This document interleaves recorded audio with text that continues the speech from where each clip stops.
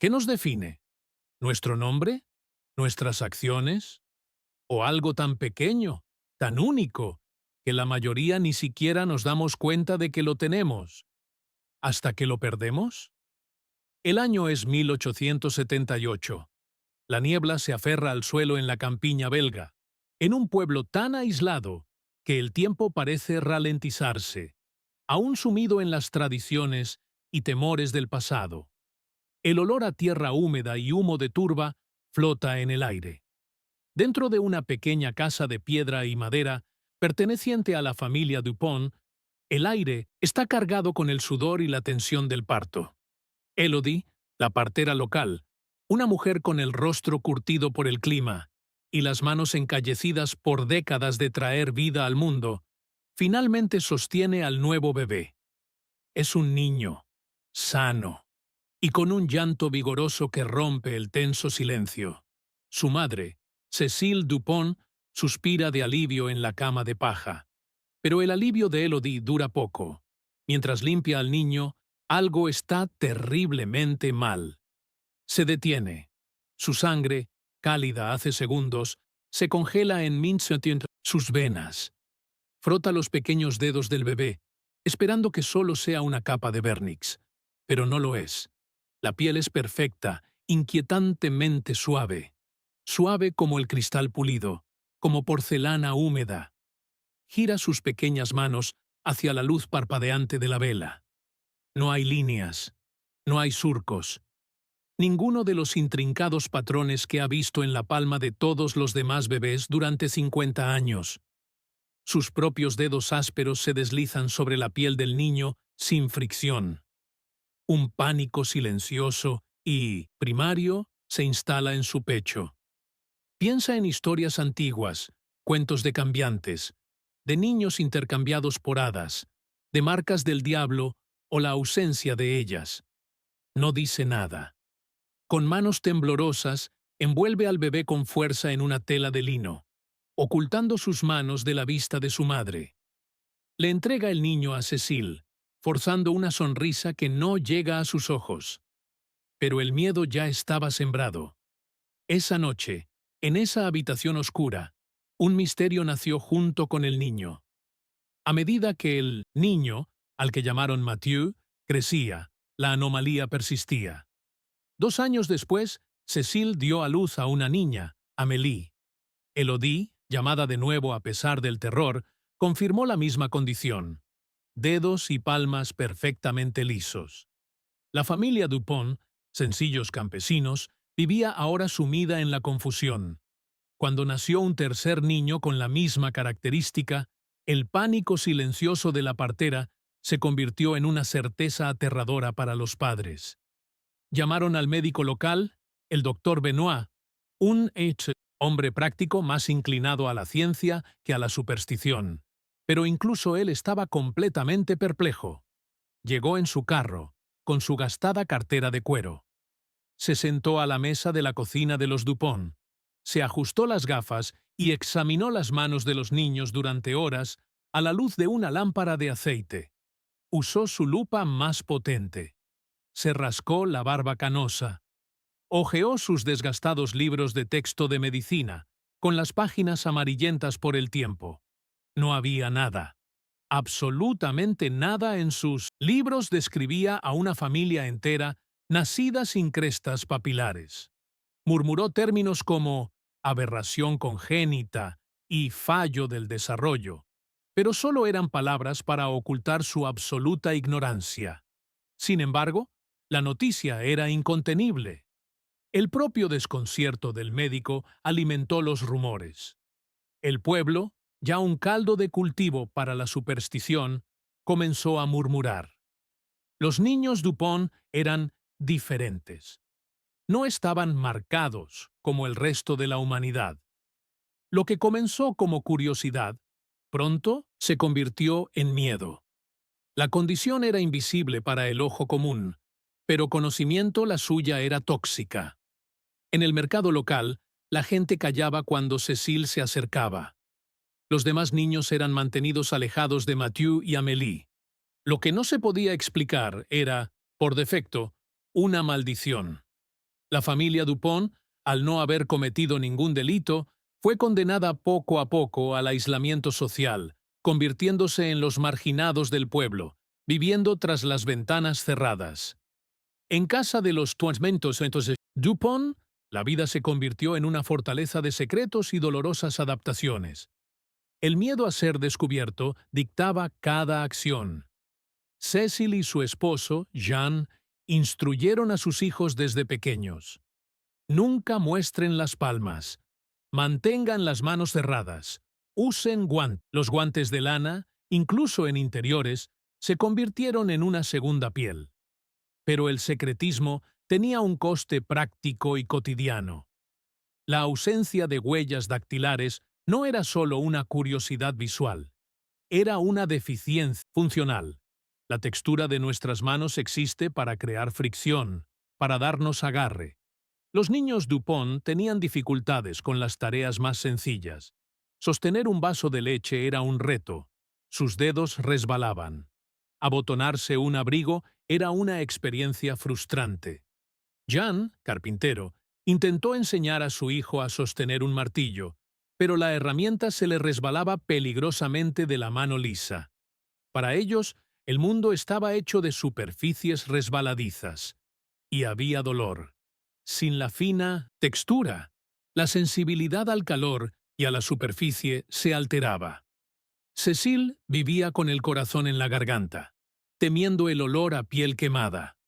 Más de una vez, uno de los niños puso la mano sobre una estufa aún caliente o cogió una olla de hierro que no se había enfriado lo suficiente. El grito llegó demasiado tarde, solo después de que el daño ya estuviera hecho, con la piel roja y ampollada. La ausencia de fricción era una ausencia de advertencia. El miedo constante a ser descubierto era, quizás, peor. ¿Qué pasaría si uno de ellos se cayera en la plaza del pueblo y un vecino, al ayudarlo a levantarse, le tocara la palma? Ese segundo de contacto podría arruinarlos. El secreto era una carga física y psicológica, un peso constante sobre sus hombros.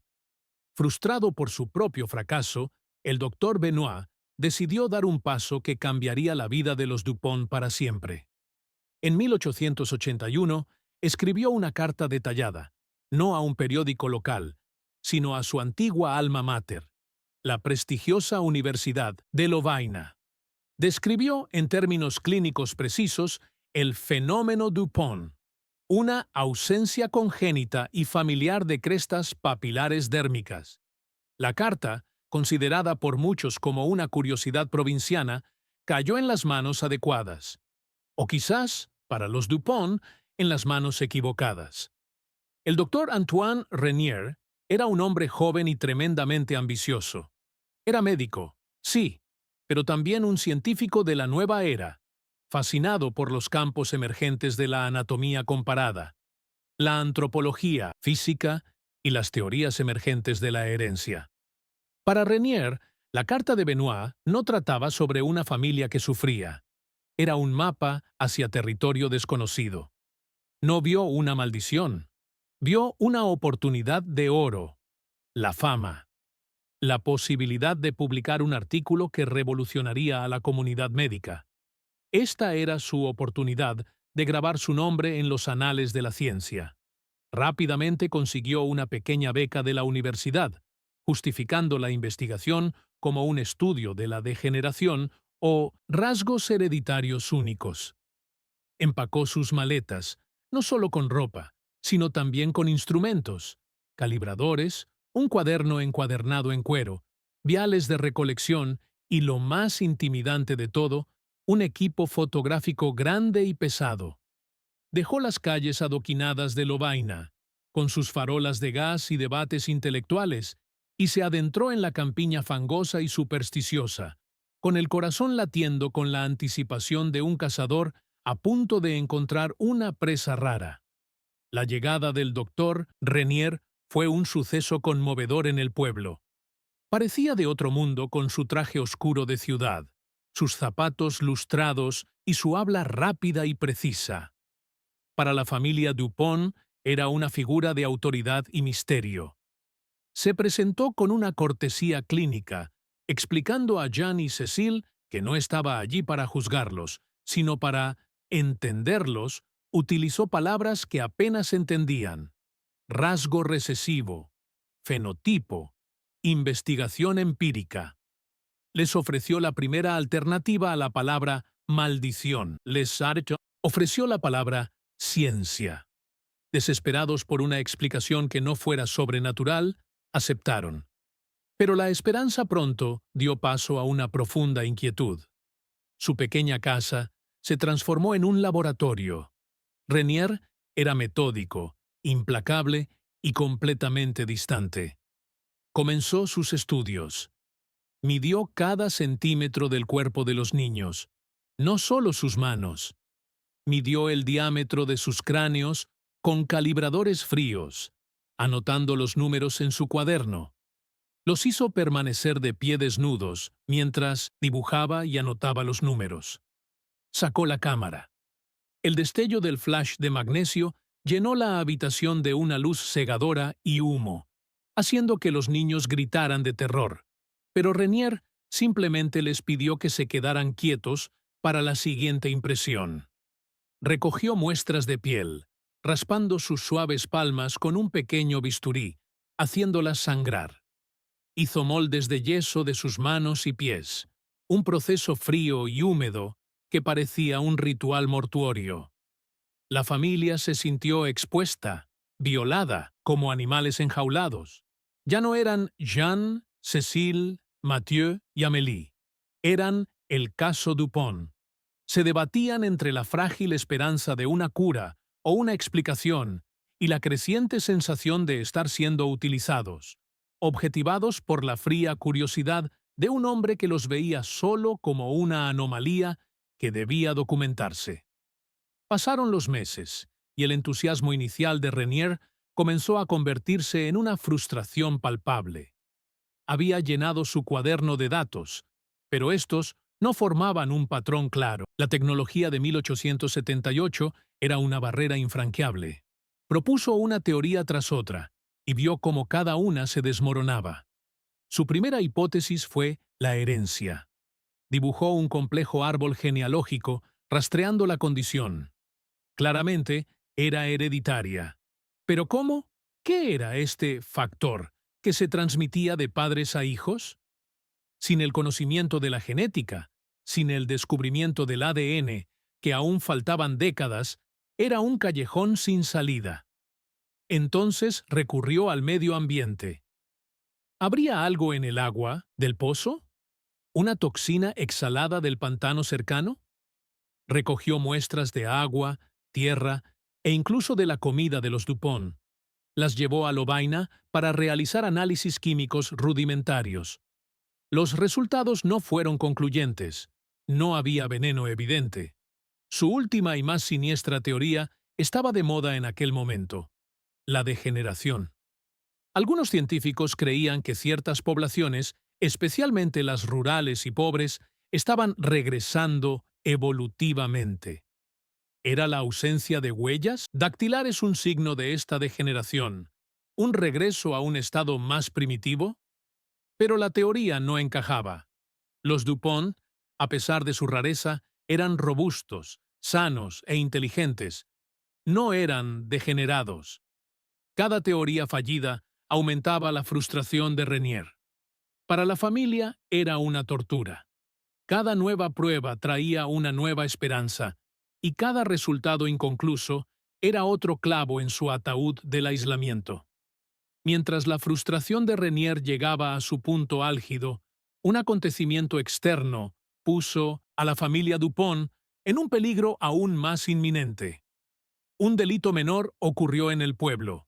La caja registradora del tendero local fue forzada durante la noche. El ladrón solo se llevó unos pocos francos, pero el acto quebrantó la frágil paz de la comunidad. El gendarme local, un hombre más acostumbrado a lidiar con disputas de tierras y borracheras, fue llamado para investigar. Examinó la escena del crimen, y en la tapa de madera pulida de la caja registradora notó algo que lo inquietó. No era una huella dactilar clara. La ciencia de la toma de huellas dactilares estaba aún en sus inicios y no se utilizaba formalmente en la Bélgica rural, sino una mancha aceitosa, una mancha dejada por una mano que, en lugar de dejar un patrón de líneas, solo había dejado un rastro liso y uniforme. El gendarme nunca había visto nada igual. Los rumores en el pueblo, alimentados por el miedo a lo desconocido y ahora por la ira por el robo, se centraron de inmediato en un solo objetivo. ¿Quién en el pueblo no dejaba marcas? ¿Quién tenía las manos del diablo? La paranoia local, antes una nube de superstición, se convirtió en una tormenta de acusaciones. El gendarme, obligado a seguir la única pista que tenía, marchó a la granja de los Dupont. Interrogó a Jean con dureza. Jean, un hombre orgulloso, estaba furioso y asustado. ¿Cómo podría demostrar su inocencia? La propia naturaleza de su familia era ahora una prueba en su contra. La ausencia de una marca era, en sí misma, una señal de culpa. El doctor Renier intentó intervenir, explicando con términos científicos que la condición médica no convertía a nadie en criminal. Pero sus palabras se perdieron en el aire. El incidente puso de manifiesto una terrible verdad. En un mundo que pronto se basaría en las huellas dactilares para definir la identidad y la culpa, los Dupont eran fantasmas. Las noticias del caso Dupont no se limitaban a los círculos médicos ni al pueblo. La carta de Renier, o quizás los rumores del Pointe-Simadet gendarme, circularon por canales más oscuros. La historia de la familia sin identificar llegó a oídos de un hombre de negocios muy distinto. Un hombre llamado Silas, un individuo de traje llamativo, dientes de oro y olor a puros baratos y promesas vacías. Silas no dirigía un laboratorio, dirigía un gabinete de curiosidades itinerante, uno de esos espectáculos de terror y asombro que explotaban a personas con enfermedades raras para el entretenimiento de las masas. Veía signos de dólar donde Renier veía ciencia. Silas viajó al pueblo y fue directo a la granja de los Dupont. No usó palabras rebuscadas. Utilizó el lenguaje universal de la pobreza, el dinero. Encontró a Jean en el campo, en un momento de especial desesperación. La sospecha de robo había hecho casi imposible que los Dupont vendieran sus productos en el mercado. Estaban al borde de la inanición. Silas hizo su oferta. «El mundo pagará por verlo», dijo con voz áspera. «No se burlarán. Aplaudirán. Las suaves maravillas de Tointonne, Bélgica. Puedo convertirlos en reyes». Pintó una imagen de una vida lejos del pueblo que los odiaba, una vida de viajes, comida en la mesa y bolsillos llenos. Para Jean, la oferta era una tentación diabólica. Podría alimentar a sus hijos, pero Cécile estaba horrorizada. La idea de exhibir a sus hijos en un escenario para que desconocidos pagaran por tocarles las manos y mirarles era repulsiva. Era vender su alma, su dignidad. La casa de los Dupont se convirtió en el escenario de un debate agonizante, una batalla moral entre la necesidad de sobrevivir y la preservación de su humanidad. La visita de Silas y el dilema moral que provocó parecieron quebrantar algo en el doctor Renier. Quizás vio el horrible reflejo de su propia explotación en la mirada codiciosa del empresario. O quizás, ante las críticas éticas de sus colegas de Lovaina, quienes cuestionaban sus métodos intrusivos, simplemente decidió que el caso ya no merecía la pena. Su gran descubrimiento se había convertido en un callejón sin salida científico y un atolladero moral. No podía demostrar sus teorías. La tecnología de 1878 lo había derrotado. El misterio era impenetrable. Con una frialdad que conmocionó incluso a su ya aturdida familia, Renier comenzó a empacar sus instrumentos. No hizo ningún anuncio grandilocuente. Simplemente dejó de venir un día, Meses después, la familia se enteró de que había publicado un artículo breve y vago en una oscura revista universitaria. El artículo se titulaba Observaciones sobre una aberración papilar familiar en la zona rural de B. Describía la afección clínicamente, pero no ofrecía conclusiones ni respuestas. Había bautizado su sufrimiento como el fenómeno Dupont y luego los abandonó. Para la familia fue el golpe de gracia. La ciencia, la fuerza moderna que prometía luz, se había retirado, dejándolos en la misma oscuridad de la superstición, pero ahora con la cicatriz añadida de haber sido usados y descartados. La puerta de la granja se cerró tras Renier, y el silencio que siguió fue más denso y profundo que cualquier aislamiento que hubieran conocido antes. Los años se convirtieron en décadas. La vida continuó, como siempre, pero para los Dupont tomó un camino más oscuro y tranquilo. Jean y Cécile crecieron, viendo a sus hijos convertirse en adultos atormentados, siempre escondiendo sus manos, siempre viviendo al margen de la sociedad. Mathieu, Amélie y sus hermanos tuvieron sus propios hijos. Y la condición, el misterio silencioso, grabado en 1960, su piel, se transmitió a la siguiente generación. La ausencia de linaje se convirtió en el legado secreto de la familia, un extraño vínculo que los unía al mundo. El siglo XIX dio paso al XX. El mundo exterior cambió de maneras que el pequeño pueblo apenas podía comprender. La ciencia, que había abandonado a los Dupont, avanzó a un ritmo vertiginoso. La papiloscopia se convirtió en una herramienta estándar. Las huellas dactilares se convirtieron en la firma innegable de la identidad, la clave para pasaportes, antecedentes penales y empleo. Para los descendientes de los Dupont, este nuevo mundo burocrático fue una pesadilla. Eran anomalías legales, personas sin pruebas fundamentales de su propia existencia. La historia de la familia se convirtió en un susurro, un misterio médico perdido en los archivos. Tardaría más de 100 años.